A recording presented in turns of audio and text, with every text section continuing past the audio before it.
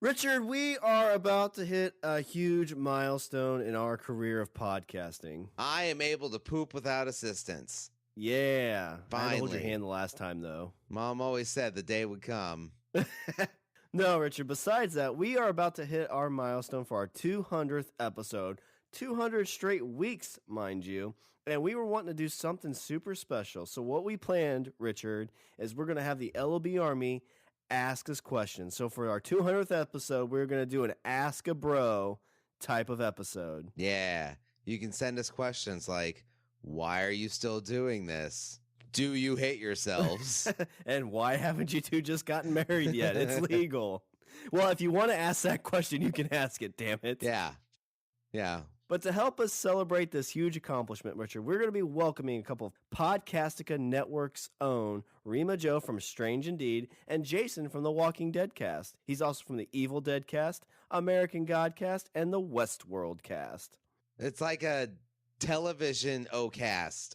Yes. Is the television guru. It's the people who know everything about the good TV shows are going to be like Exactly. coming on, and they're going to be like, what's wrong with your audience? Why are they asking these questions? Yeah. Why do you do this? They're all slightly homoerotic. Well, yeah. Are these all from you, Shawn? That's our people. That's our sweet spot. So like we said, we are opening up these questions for anything. You know, if you want advice, personal or theoretical, we're going to answer anything. They can be as personal or as R-rated as you want. Like we said, if you've ever wanted to know if Richard and I have made out, well, you want to ask that question, right? Yeah. You want to know, so all you have to do is ask. Spoiler alert. So please get those questions emailed to eatthebeaver@languagebromance.com. You can Facebook us at www.facebook.com/languageofbromance, or you can tweet us these questions at languageofbro. Just make sure to get them to us by April 7th to be featured in this huge celebration episode, the 200th Language of Bromance episode.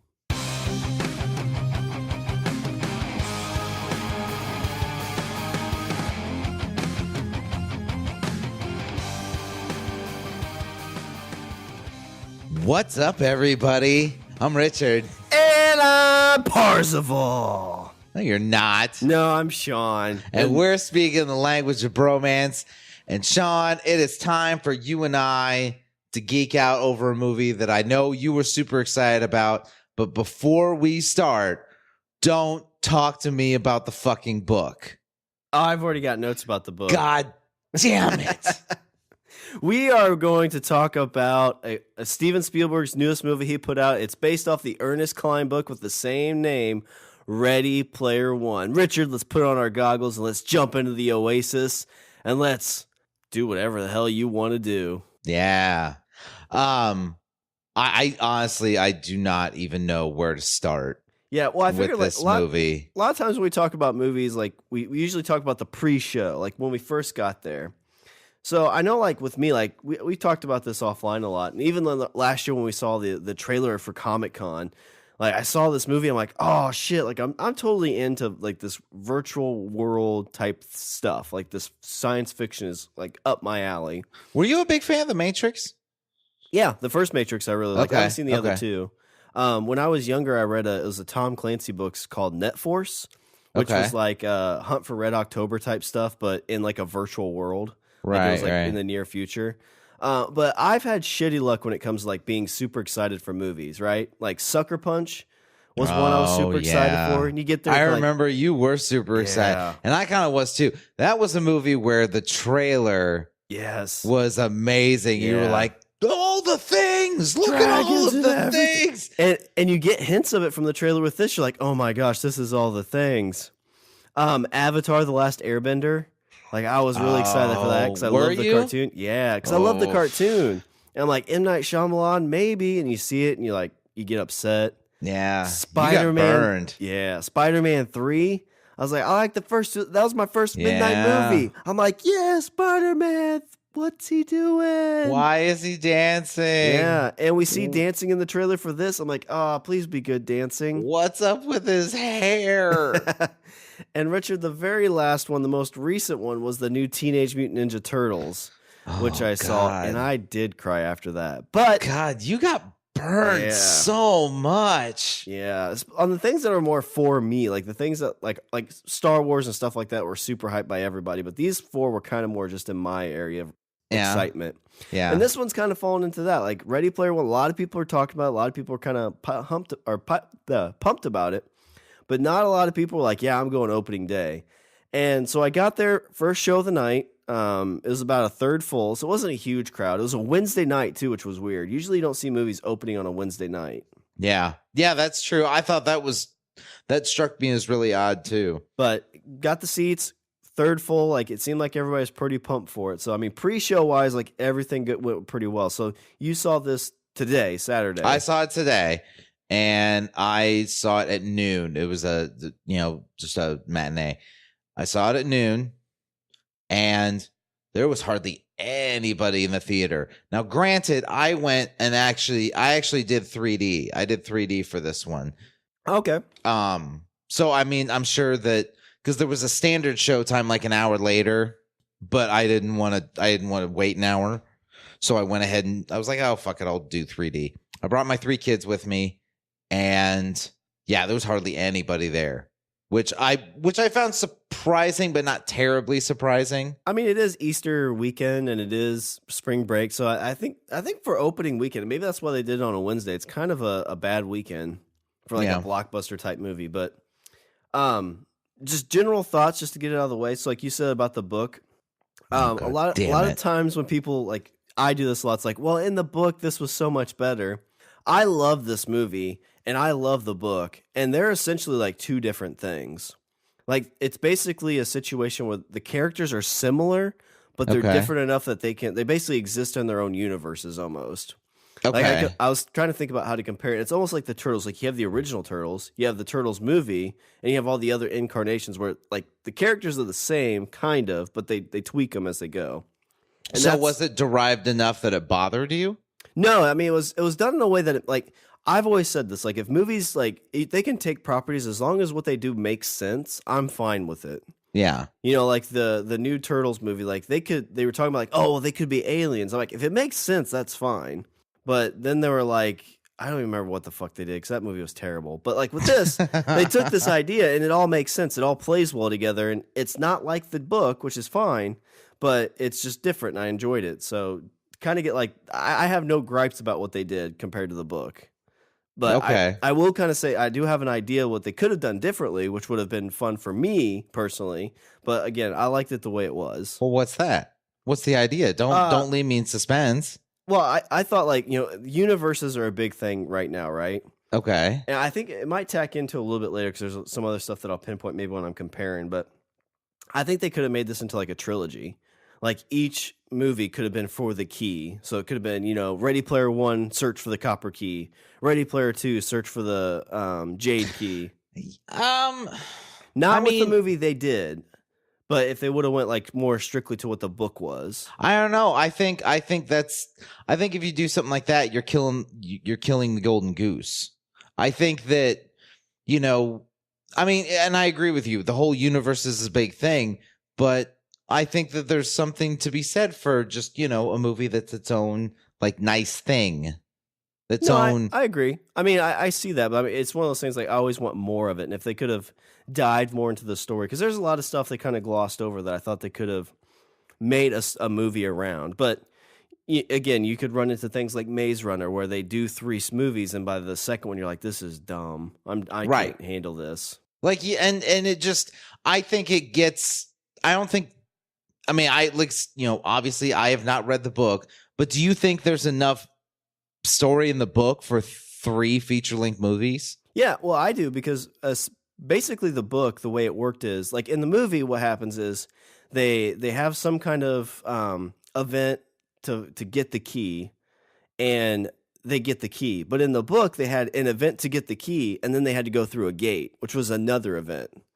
So instead of just 3 separate kind of things, it was 6, and each one was pretty detailed. I see.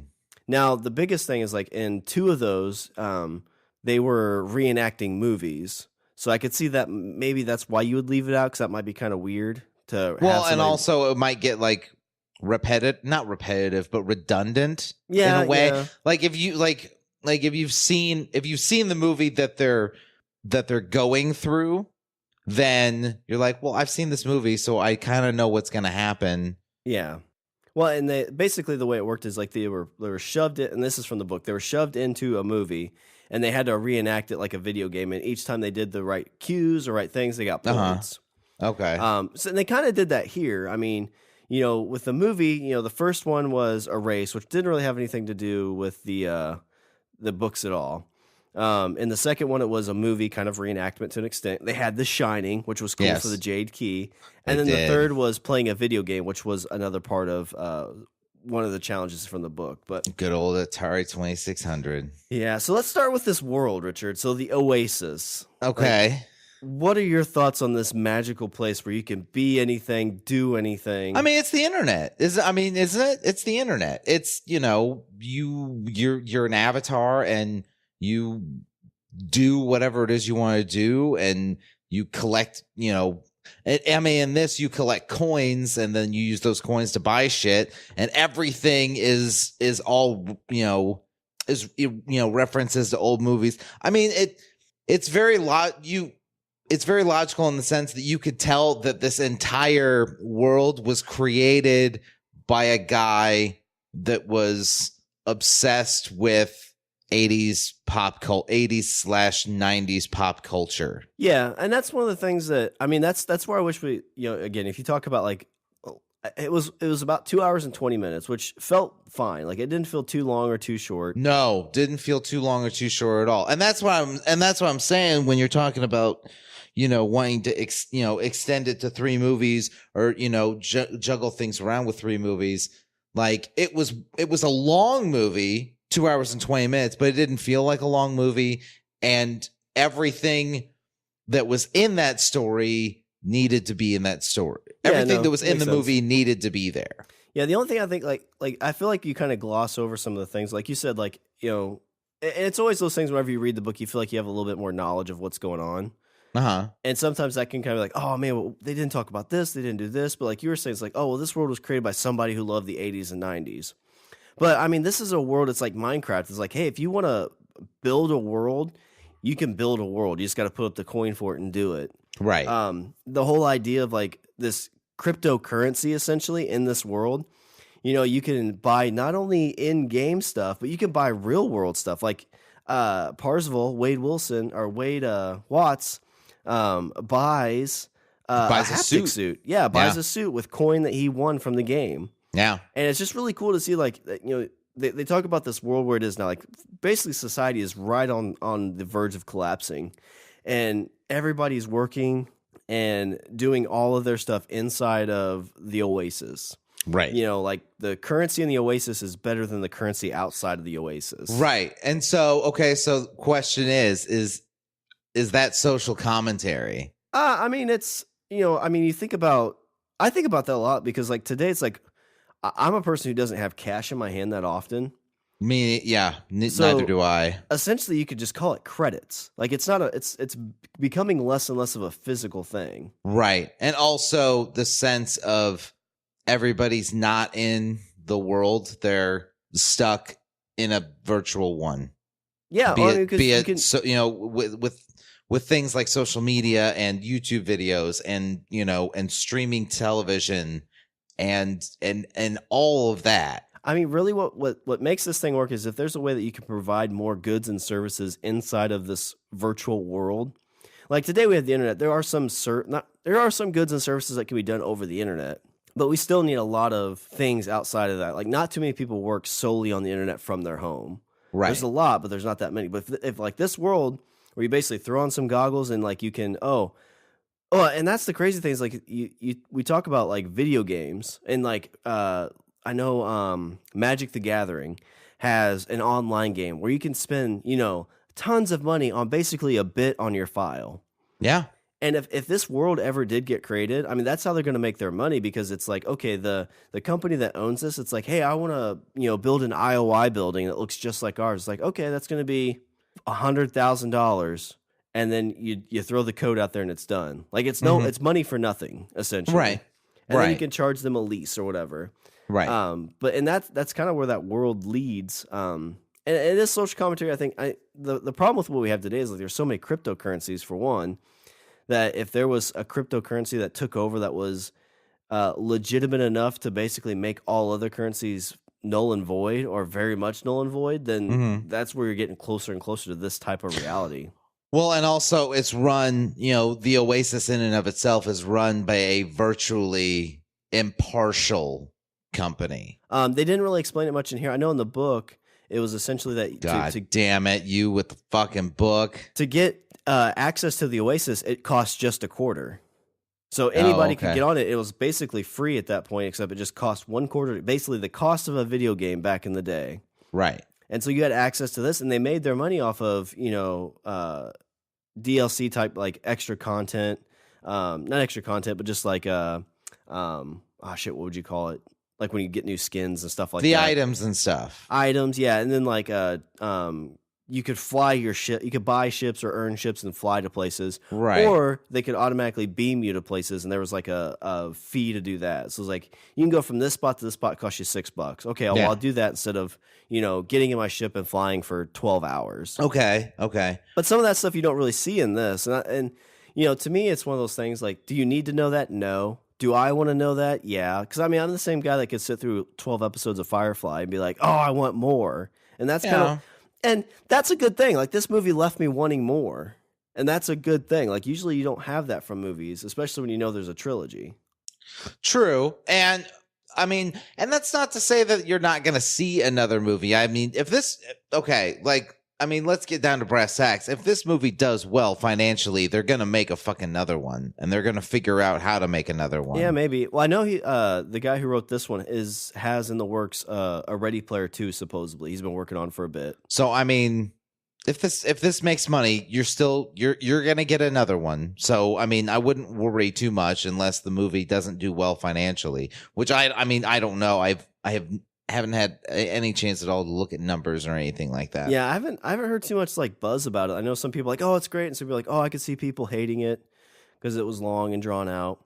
But this world, like, if this world existed today, like, I'd be excited for it. Like, I was the guy whenever they came out with Grand Theft Auto 4 and they had the online game piece of it. I'm like, oh my god, this is like The Sims, but you can shoot people. Like, that's what this world is. But I don't have the time to really do a lot of that stuff, and I only played the online game for Grand Theft Auto like a little bit. Yeah, but you see that here, like that. I think that's social commentary. Where like the mom is playing this game, and the kid's like, "Mom, the house is burning down." She's like, "Go get your father." Or the dude that messed up and got shot because of his kid. The fat chick that was stripping because she's going to make money doing that. Yeah, I think that's more the social commentary where, like right now, we're stuck in our phones and things like that, but at least we're there.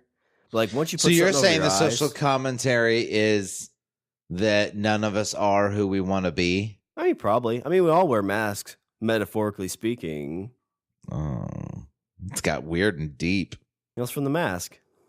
But it's it's just a cool world. That I think what's cool about that is like getting to see like their flip screens, the idea that their inventory, like they have small cars. Kind of going with Parzival. Like I'm a huge, like I really like Parzival. So the thing that, and you talked about like, well, how could they make this 3 movies? Like in this, Parzival really was like just another player at this point. But in the book, he was just a guy stuck on a school. Like basically the school was like what you did that in the Oasis. Like if you could get enough push and pull, or you could apply and become, you could do the school on the Oasis. And that's what really kicked off him becoming somebody, because he was a huge Holiday fan. He was like huge into a Guntering, and in the book you really feel that like that grind. And you kind of feel like that, like the World of Warcraft thing. You always hear people talk about grinding their characters in World of Warcraft. Yes. That's the only thing I didn't really feel like you saw here. It's like everybody was kind of on the same playing field. Some people are better than others. But in the book, you have a very Willy Wonka feel of like the kid who's coming from nothing and finds the golden ticket and then like just, completely takes that and runs with it. And with this, it was more of just like a dude that kind of stumbled on some stuff, was a huge Gunter, was a huge fan of Holiday, and found out what to do on that first race, but still kind of, it didn't feel like he had much to overcome to do that, besides living in the stacks. Yeah. Okay, I could see that. All right. So I think it'd be fair to break this down into kind of sequences. So first sequence, obviously, is the race, which once he figures it out how to finish the race or how to get to the end of the race, that's when I was like, okay, now I'm seeing how this works. Because it was almost I loved. Okay, so there's some level in like Super Mario 3 or Super Mario World, I don't remember what, but there's a Mario game where you hit something and you climb up a vine, and then it takes you to this cloud world, and you just collect a bunch of coins, and then you drop down and you're bam right at the end of the level. So it's basically like you skip the whole level. Oh, in Mario 1, I think that's it. Because there's like 2 levels, and if you jump up to the top level, you pass everything. Right. Yeah. And that's exactly what that felt like. And that's when I was like, okay, see, like, and just that in and of itself helped me make sense of what the whole thing entails. Uh-huh. And what the intention of this whole, quest for these 3 keys is all about. Yeah, and I like being able to see his vision while he was under like you're seeing all these things kind of like electronically get moved up. Yes. And he just jumps behind it. And it's crazy to think like these people have this race all the time, and I don't know if they think that somehow they can get past King Kong and that's the goal. But he's like, yeah, nobody ever gets past King Kong. Like they get right there to the end and then they die. Yeah. So in that Mario level, if like you got to the end and something happened, like you got stuck there and died because of time. Every single time. Yeah, that would be kind of very much the equivalent of that. That was good though. That's when I was like, okay, I like this. I like what this is doing. Okay. And to touch, so not to get too booky again, but that's what helped establish that this is different enough that I'm not going to be like waiting for things from the book, because right away you jump in the race like, okay, this isn't how the first one is, but it sets the tone of the movie right away. So then you kind of put the book to the side, be like, okay, I'm fully invested in the movie, which is I think is very, very tough for movies based off books to do, because a lot of times they pick and choose from a book so much that you're waiting for things to happen. You're trying to figure it out as you go, that it ruins the movie for you. But this one right away, they're like, nope, we're kind of like the book, basically characters, but it's completely different. Okay. Watch it and go. Okay, that makes sense. Yeah. Okay. So you have the whole race sequence, and then Parsifal gets to the end, and he gets that key, and he gets the clue, and he gets up on the little scoreboard thing. And that's when the ball starts rolling. And then we move on to a dance sequence. We do get a dance sequence. Yeah, they're trying to figure out what's going on. Like it's one of those things like this is where it gets a little creepy, where he's like, I love you, and it's like, yeah, but what if that is a fat dude in his mom's basement named Chuck? Like, you don't know. You don't know. Like, that reminded me back in the days, like, when there was chat, and people would be like, age/sex/location. It's like 18, female, Hawaii. Old school message boards. Mm-hmm. That's the internet that's internet nostalgia. That's what that is. But one of the things to talk, like Parsifal and Artemis, like they're 2 characters that, they have this connection in the Oasis. And to me, the thing that I wish could have been a little bit different is that their outside perspective, like the actual Wade and Samantha, were a little bit more ugly, like uglified, or something was wrong with them.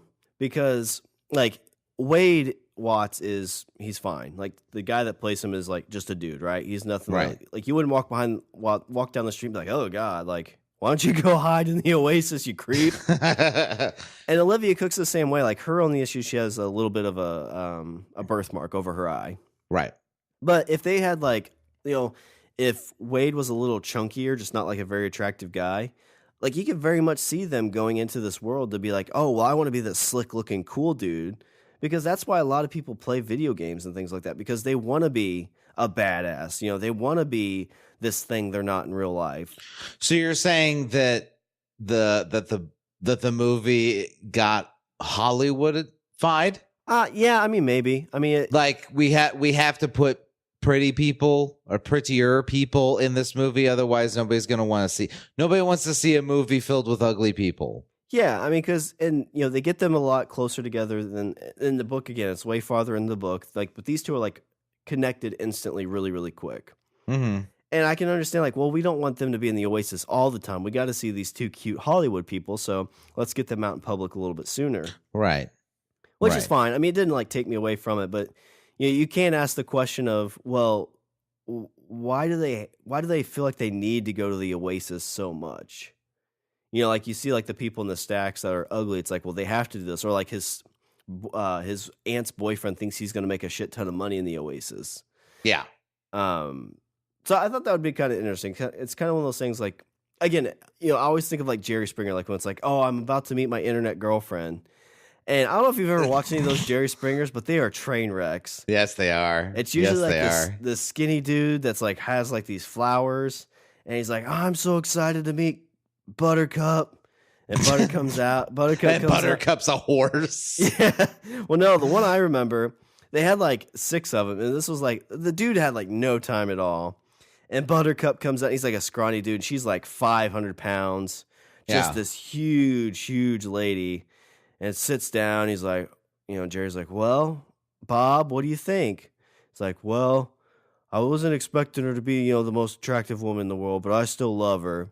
And Buttercup's like, well, great. Well, Bob, I have one other thing to tell you. I'm actually a man. And the weird thing in this is like, oh, wow. Jerry's like, well, Bob, how do you feel about that? He's like, well, Buttercup, are you going to live the rest of your life like this as a woman? And she's like, yeah. It's like, well, I guess I still love you. And Jerry's like, okay, well, next week on Jerry Springer. The fuck? I know, but that's what you're gonna get from this. So I feel like I was starting to go through the movie. I feel like we should start off with answering what is in the movie. So obviously the movie is filled with references from 80s pop culture. Did this relive my childhood? A little bit. It had its moments. Mainly, I mean, yes, there were, characters and, and movies and stuff like that. That's all, I mean, references aplenty. And I think that's why I think Warner Brothers is safe. Even if this movie doesn't do well or doesn't, do like a crazy amount of money this weekend, I think this movie has a lot more longevity in a theater than most other movies, because you're going to want to go back and be like, wait, oh, okay, I missed that, and I missed that. I didn't see that. I didn't see that the first time. We're going to hear people be like, whoa, did you see the Sasquatch having sex with the Loch Ness Monster? You're like, no, I missed that. I got to go back. Where was that at? Holy shit, it did happen. Oh. Right there, right in front of me. Found it. Steven Spielberg in the background tugging one out. And you know what? When he came, money just shoots out of his wiener. Coins just ching, ching, ching, ching, ching, ching. So yes, references aplenty. Now let's see if you point out things you noticed, and I'm sure that the things you've noticed were things that I noticed. But I know for a fact there is one that you don't know that I know. Okay. I am like 99.9% sure. I'll just power through this. So there was the Teenage Mutant Ninja Turtles. Yes. What did you feel? Did that feel good? Because they kind of got like their own moment in the sun there for a second. Yeah. Because like they're driving by and you see these 4 people in the street and they're like doing these moves, and then it cuts to the Ninja Turtles beating the shit out of people. Well, you get like to see, it was a good like 6 seconds of it was like the Ninja Turtles' time to shine there. Well, it's a good spot where like you see one of them, you're like, oh, that's cool. I just saw like a flash of the turtles, like it was a subliminal message, and then you see the fight a little bit, and you're like, oh, that's cool. Yeah. Some of these are pretty like, and you're like, oh my god, they did the turtles right, and it was only for 6 seconds. There was Bigfoot the monster truck, Back to the Future car. Yes. Halo characters. Mortal Kombat. The Spartans. Oh, Alien, yeah, Mortal Kombat with Goro. Alien. There's the Bill and Ted reference. Oh, I missed the Bill and Ted Yeah, reference. it was when he was watching the video of Holiday and Morrow talking, and he said, "Oh, you just gotta put the pedal to the metal and go backwards, just like Bill and Ted." Oh, Jurassic Park, Chucky, yes, of course, Chucky, Freddy Krueger, Beetlejuice, Joker, I Batman. knew. Okay, so Freddy Krueger I knew was in there, but I missed that, and I also missed Beetlejuice. Oh, it was when he went back to the Holiday library place. God, everything. God, I feel. See, that's what I'm saying. I feel like I missed all the things. So Joker, Batman, Clark Kent, the Clark Kent glasses, yes. Harley Quinn, and the holy hand grenade from the Monty Pythons. That was great. That was great. Mm-hmm. That one I had to explain to the kids. I was like, "It's a holy hand grenade," and they're like, "What?" I was like, "The holy hand grenade of Antioch." So they haven't seen Monty Pythons? I don't think so. Huh. I guess I'm really, you know what? Honestly, okay, so here's the reason they probably haven't is because I watched that movie to death when I was a kid. I watched that so much that I can't, I rendered it unwatchable for myself. I can't watch it now because I know it all. And you can repeat it. I could repeat it. And so I just haven't watched it in years, and so yeah, that's probably why they haven't seen it. But yeah, there's probably others, but those were the ones I could remember off the top of my head. Yeah. Okay, so I saw the Spartans, Marvin the Martian, which was my favorite Warner Brothers character. Oh, I missed that one. Oh yeah, it's right in the intro. He's walking around. You're right. He's walking around in the background. There's a bunch of those at the beginning, like in the character mashups is where there's probably like you just freeze frame. All right, pick those out. Freeze frame. Pick those out. Yep. King Kong. All the things with The Shining. Yes. They integrated.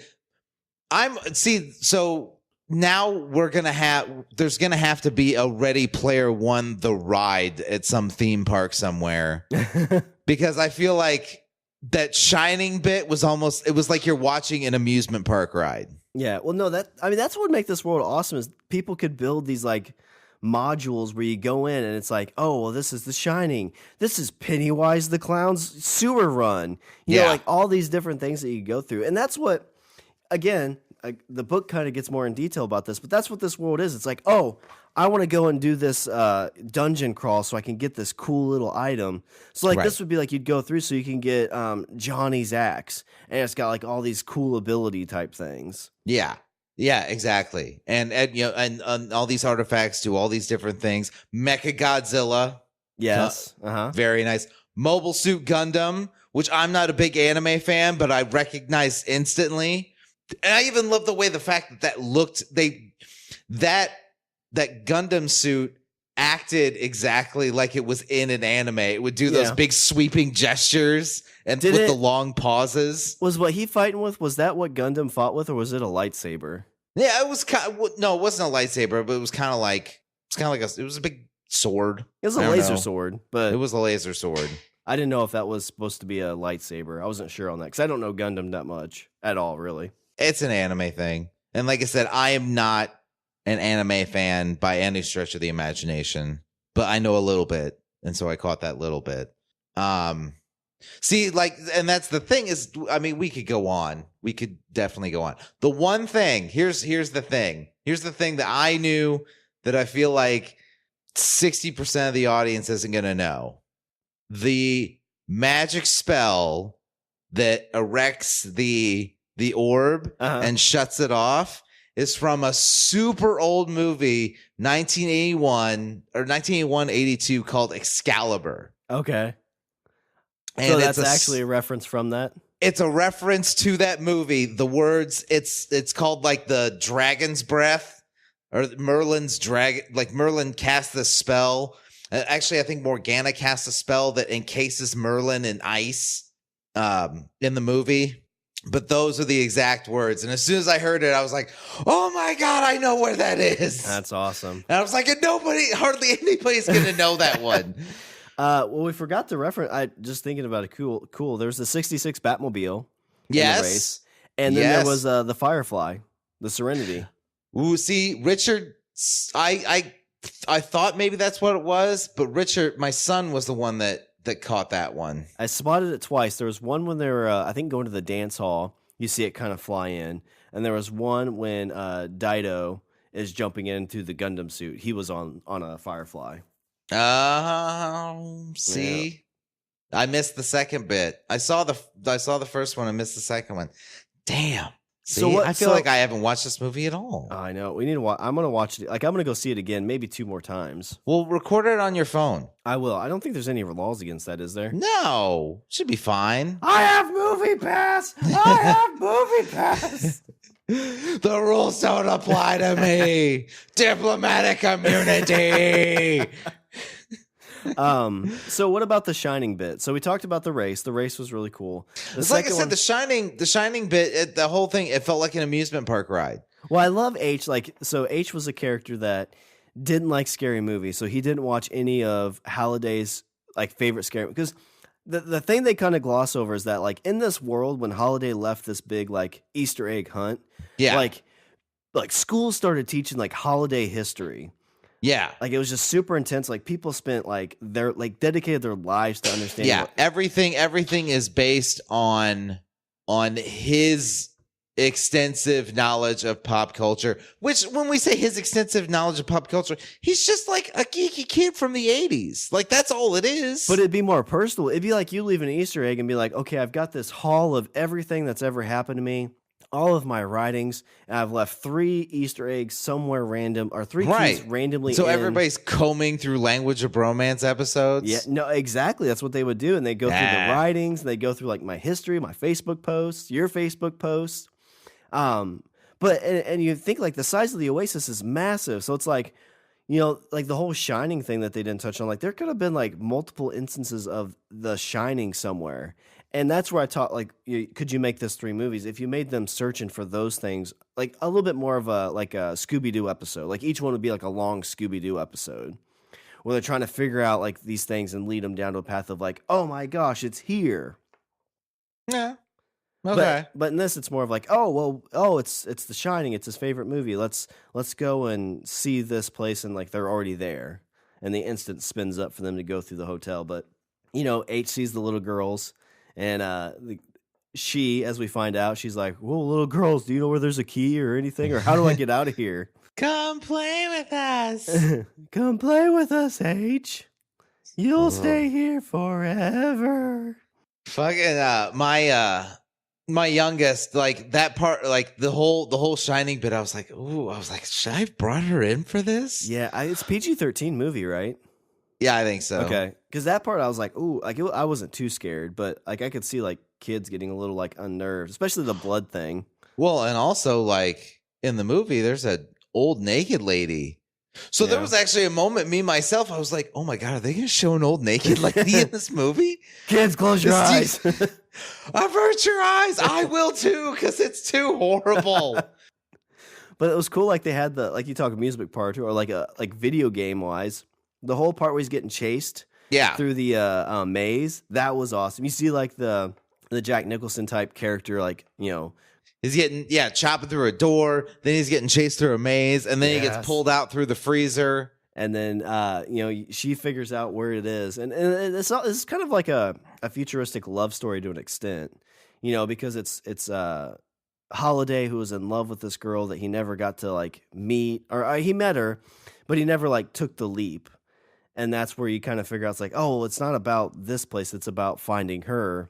Mm-hmm. And, Artemis is the one that goes through with it. There's a little bit of me when she started dancing with her. I was like, oh, are they going to kiss? Is that what you have to do is kiss her? Kiss her. Make out with her. Do it. I had that too.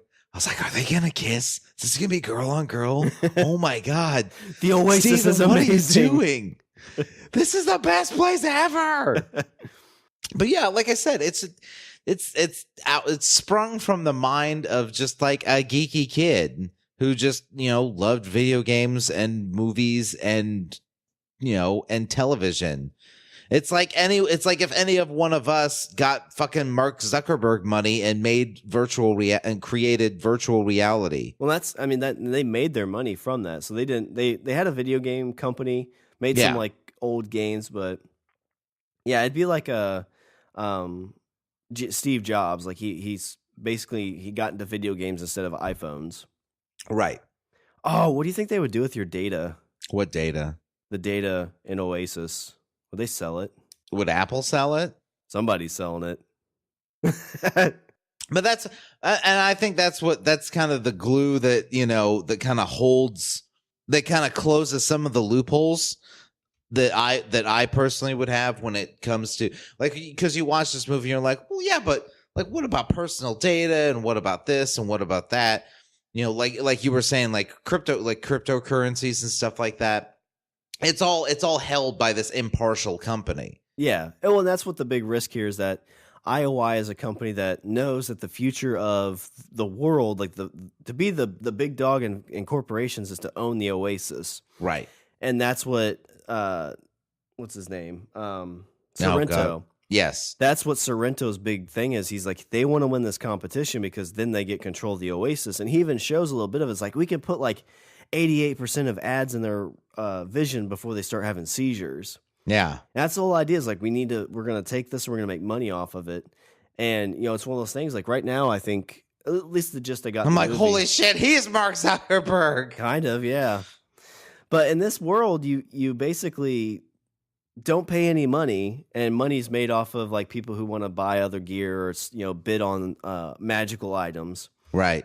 But everybody starts at square one. You start at zero and you level up, and there's ways to probably do it quicker.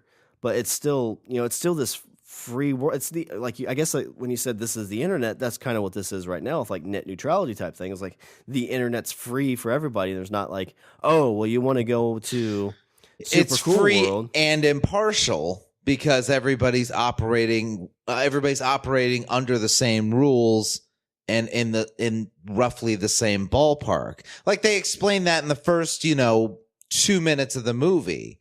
They're saying that like if you have enough skill, anybody can win. Anybody can be a hero. Anybody can, and that you get these artifacts and stuff like that to level the playing field. And that's a little bit of, again, to tie back to the book, I kind of liked in the book that you still needed some money to get off your home planet. Like that's how, like, to get into the game, to buy the equipment, like the Parzival character got that because he was going to school. Mm. But then he didn't have enough money to get off planet without like riding with some friends or any of those type of things. And still, even then, he didn't really have enough. Like he was like level 9, and like his friends were like level 60 or 70. But they're like, do you need that? I think it gives you kind of the full like hero's journey type of storyline. See, I mean, to me, it seems it's like the equivalent of somebody that doesn't have cash for a subway. Like, do I need to see somebody waiting for a subway? No, I mean, just put him on the fucking subway and get him going. But the reason I would say you would, so back to the book a little bit, the first key that you found wasn't off-world. Like all these people were looking all over the world trying to find this key, and it was hidden somewhere where anybody could get to it, which the schools you could get to for free. Mm-hmm. So it took somebody the skill to be able to figure out like, oh my gosh, it's right here. And I think with that, you find out a lot of like this Parzival character is super smart, is really like knows his stuff about Holiday. He isn't just in it for the money. He's in it for the fact that he like likes Holiday. And, they see, but I got that. I like, 10 minutes in, I knew all that. I mean, they kind of give it to you in that little bit where they bounce back and forth between like, yeah, I mean, the Parzival exposition, like with the intro exposition, I think kind of, it kind of solves all that. Okay. So so when you're talking about the story in general, okay. So Steven Spielberg, this story I feel is a very simplistic story to where to mean that you know where the story is going to go. Like you pretty much know what's going to happen. Yeah, there's no curveballs in the story. No curveballs in the story whatsoever. However, that bothered me approximately 0. Okay? So I take it akin to this. Like I've eaten 5 million hamburgers. Steven Spielberg makes me if Steven Spielberg is a director that makes hamburgers, but it's a fucking Spielberg hamburger. It's the best hamburger you've ever goddamn had. To where, like, yeah, I've eaten 5 million of these, and yeah, at the end of the day, it's a hamburger, but it's a really fucking good hamburger. Yeah. I mean, like, I compare this to, like, Willy Wonka. I mean, this is a new age Willy Wonka. I mean, there's really all it is. This Ready Player One reminded me why Steven Spielberg is the director he is, and has the acclaim as a director that he has, because he takes a simple story, a simplistic story that you know where it's going. Like, there's no like you said, there's no curveballs in the story or anything. You know where it's going, but it's just told in such a way that you're like, yeah, I know where it's going, but I don't care because it's great.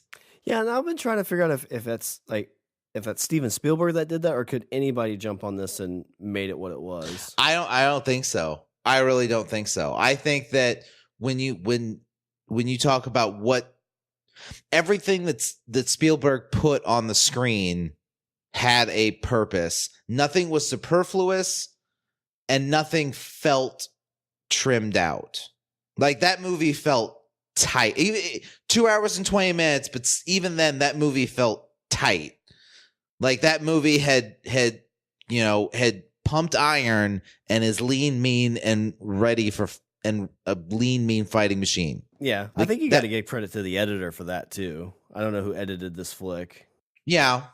But I guess I'm saying that, the way, and I'm sure this was probably a fucking bitch of a movie to do, because to me, I would say it's like he's almost like directing two movies and then slapping them together.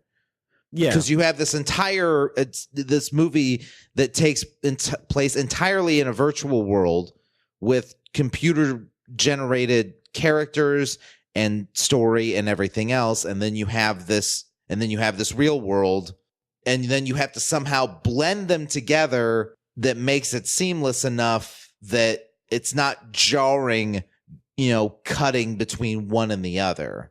The part, like, so a lot of the times when they're in the video world, it kind of seemed like you could kind of tell. That scene in The Shining when they're walking down the steps, I was like, holy shit, it looks like they're in a hotel. That's exactly what I said.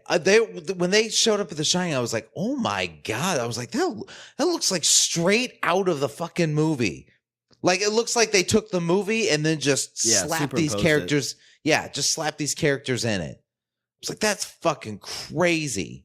That one blew my mind. Yeah, I don't know, and I think I've been listening to a lot of Kevin Smith talk about his directing, and maybe it's because I haven't listened to a lot of other directors talk besides him, and he kind of makes it sound like I'm just kind of there, like, making things happen, like it's not me, it's the actors. So that's kind of where, like, a lot of people are like, oh my God, this is Spielberg. I'm like, okay, is it? Like, how much of it is? I would say yes, because Steven Spielberg, name movies that Spielberg has made: Raiders of the Lost Ark, Jaws, Jurassic Park, E.T., Close Encounters of the Third Kind. Yeah, I thought about that too, and I kind of wondered, you can't tell me put all those movies together and that's a common thread. Like, you can't tell me that he doesn't have. Well, is he good at picking scripts? Is it like what? I just don't know the decisions that he would make that someone else would have made. That you'll never know. Like, you'll never see somebody make a movie that will make it like if he did Airbender, would it have been better, or would it have been still shit? If M. Night Shyamalan did this movie, would it have been shit, or would it have been still okay? Yeah, yeah. I mean, that's Shyamalan's probably a stretch. Like, he could probably fuck it up. It's a world of speculation that you just don't know. Well, I guess I'm just saying, look at the fucking dude's body of work. And he's on as director. And when you're talking about Kevin, when Kevin talks about like, oh, when I'm a director, I just sit in a chair and I'm a morale officer and stuff like that. He's talking about when he's doing shows like The Flash and Supergirl. Well, he's talked about that with other movies too, like not his movies though. No, yeah, post his movies there, I think they were kind of that way. With his movies, he was. I mean, I think that he was much more directly involved. He would cut his own footage. Yeah, well, I mean that's where I kind of feel like with somebody like that, like he's writing, directing, editing, like he's filling a lot of hats. You know, and you look, okay, like Peter Jackson, for example. You look at the way Peter Jackson did all the Lord of the Rings movies. He shot all those at once. He's in the room when they're doing the editing. He's in the room when they're doing the sound mixing. He's at when they're scoring the movie. He's in the studio when they're scoring the movie. Like, I mean, the director for a bigger budget movie, that director is there every single step of the way. Like I said, if you look at like Lord of the Rings, like Peter Jackson is there for every single bit, and he's putting his stamp of approval on every single thing that's going to be on screen. Yeah, and I don't know if that's the case with this movie with Steven Spielberg. Maybe it was. I don't know. I haven't heard discussions like that with him on here, but I mean, he did do Crystal Skull, so. Well, he also did 1941, and that was a fucking shit movie too. And but I guess just like people sometimes make shitty things.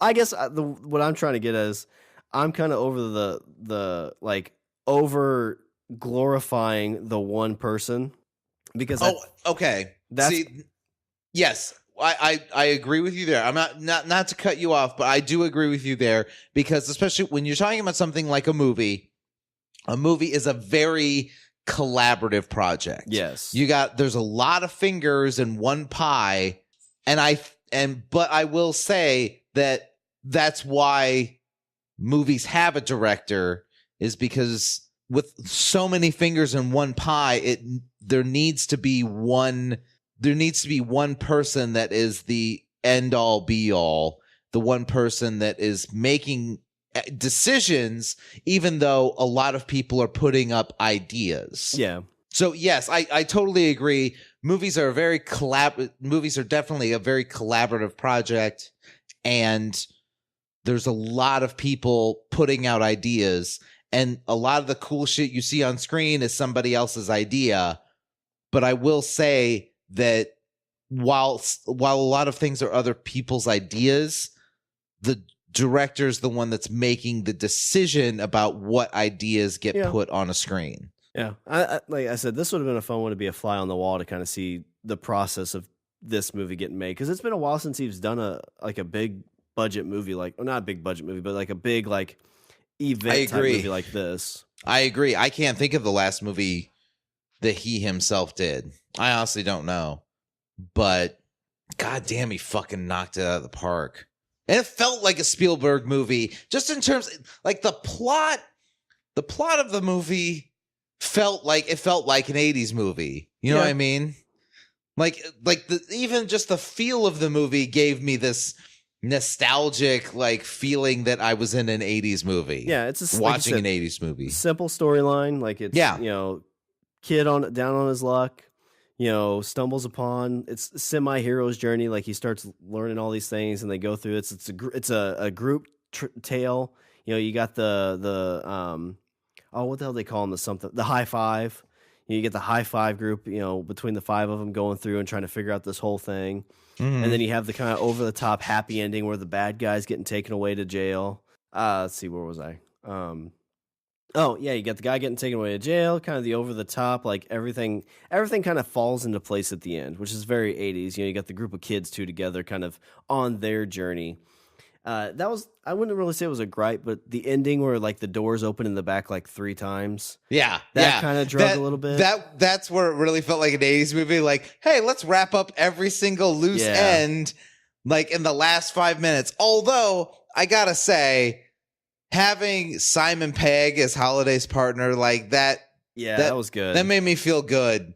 It just made me feel good inside. I didn't even realize he was in the movie. Do what? I didn't even realize he was in the movie. I didn't either. Until like it was like the first bit where it was like them back in time. I was like, wait, is that Simon Pegg? Sure, no, I would have known that. And you see it again, it's like, holy shit, it is It's Simon Pegg. And then later you like old Simon Pegg. Yeah. Well, then you find out that he was the curator at the library, which is kind of neat. Yeah. And so let's go to the very last. So we see the orb is in use. They've got the last place. They're trying to figure it out. And I think, it's kind of cool that they basically said that the way to beat the last round is to find the very first original Easter egg. Yes. So that was kind of cool. Well, let's bring it back around. Yeah, and then there was a second test, of course, to be like, oh, very Willy Wonka's like, slide in the everlasting gobstopper back, being like, I'm not a sellout. It's like, you win.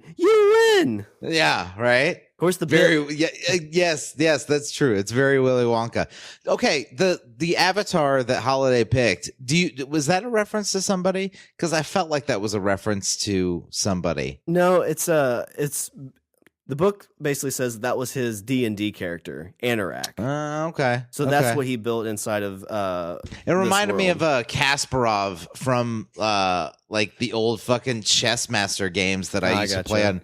I used to play on Windows 3.1. That's what made me think of it. I think that was mentioned.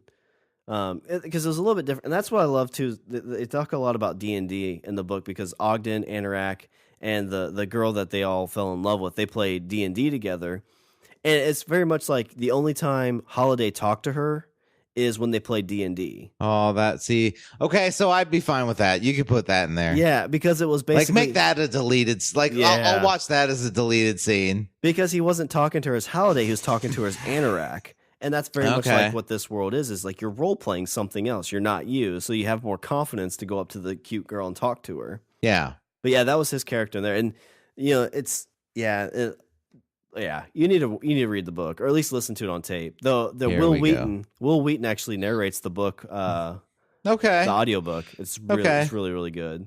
I might give it a shot. And I'm not trying to say that the book is better than the movie. They're kind of two separate things. So you kind of go into the book and like kind of forget the movie, and when you go see the movie, you kind of forget about the book. Or maybe I just won't read the book. Maybe not. Maybe I just won't read any books. What's the last book you've read? Cat in the Hat. What was the last book I read? I don't remember off the top of my head.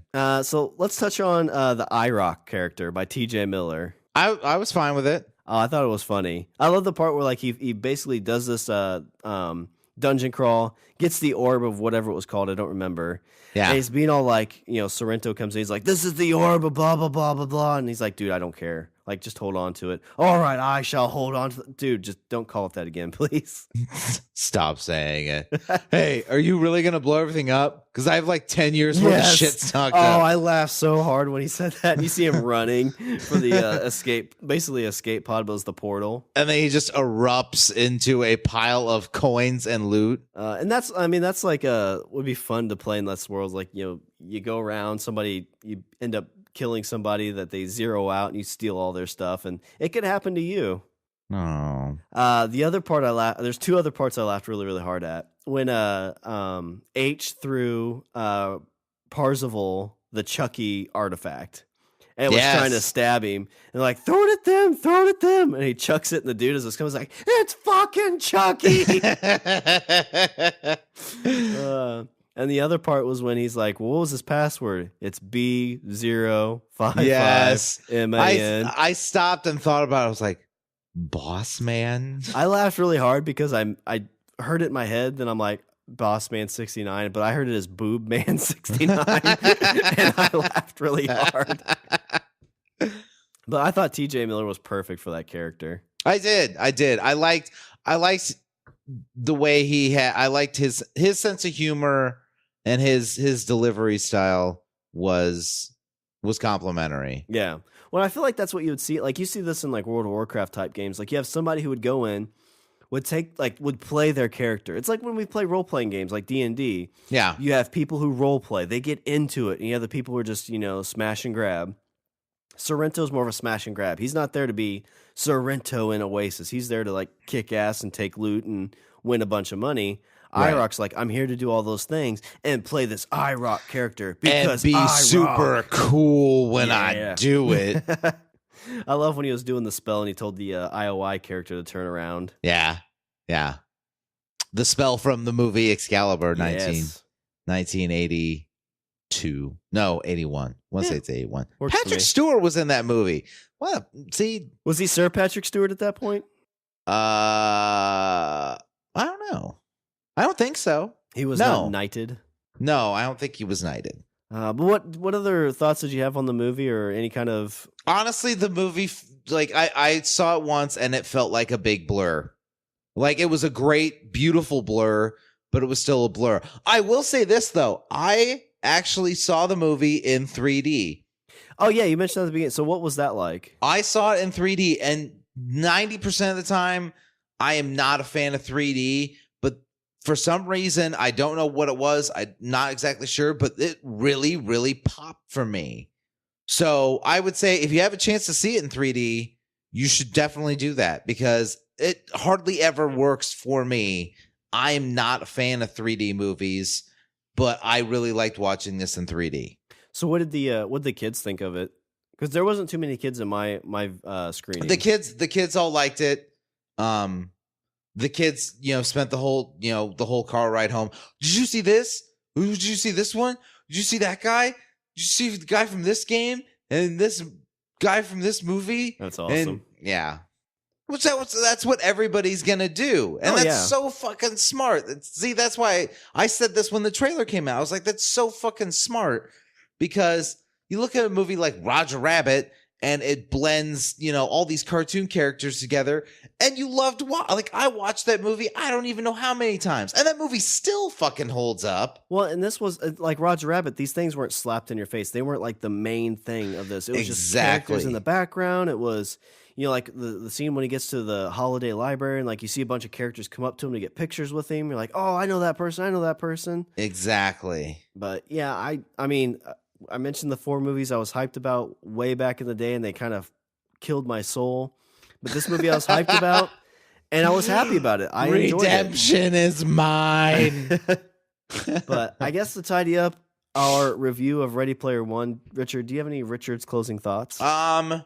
You should definitely go see this movie. I don't know if you'll sit there and relive your childhood, because I don't think you won't do that. Like granted, you will see a bunch of things that will remind you of stuff in your childhood, but you won't relive it. It's just it's like Shawn just said about Roger Rabbit, like there's a bunch of stuff that's going on in the background, but the story is the story of what's going on is very much in the foreground. And so you're going to want to see it more than once to try to reconcile the two things you want to watch. Do I want to watch the story in the foreground, or do I want to watch all the cool shit in the background?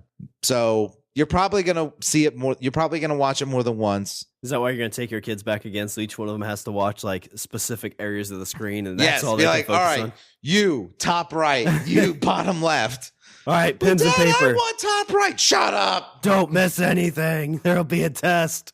Here's your notepad. All right, well, let me do a little bit of housekeeping. Visit our website, we're at languagebros.com. Follow us on Twitter, we're at languagebro. Email us at eatthebeaver@languagebros.com. Check out the LOB Army Intelligence Reports. Like us on Facebook, and go out and recruit somebody for our Oasis LOB Army by getting someone you know to subscribe on Apple Podcasts, Google Play, Stitcher, and Spotify. And when you are there, you can leave us a review, because we love the reviews. And maybe if we get plenty of reviews, then we'll get a bunch of coins, and then we can buy a holy hand grenade. Yeah.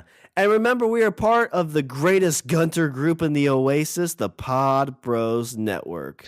The ones that always figure out how to win the race. Yeah, by finishing last, technically, because you're going backwards. Oh, now I'm sad. Let's see. And if there's if you got some time, throw some of those extra coins into our Patreon account at www.patreon.com/languageofbromance. All right, Richard. Was there anything else before we take our headsets off? No, we're not going to take it. No. What I want, you got it hard to handle. All my kids started bouncing. All my kids were jamming out during the end credits. It's awesome. All right, well, that's all the Bromance we have for this show. I'm Shawn. And I'm Richard. And I say we'll see you at the finish line, McFly, while we eat the beaver. It doesn't, you can't pantomime taking off a headset. It doesn't work in a podcast, Shawn. Nobody can see what you're doing. Pew!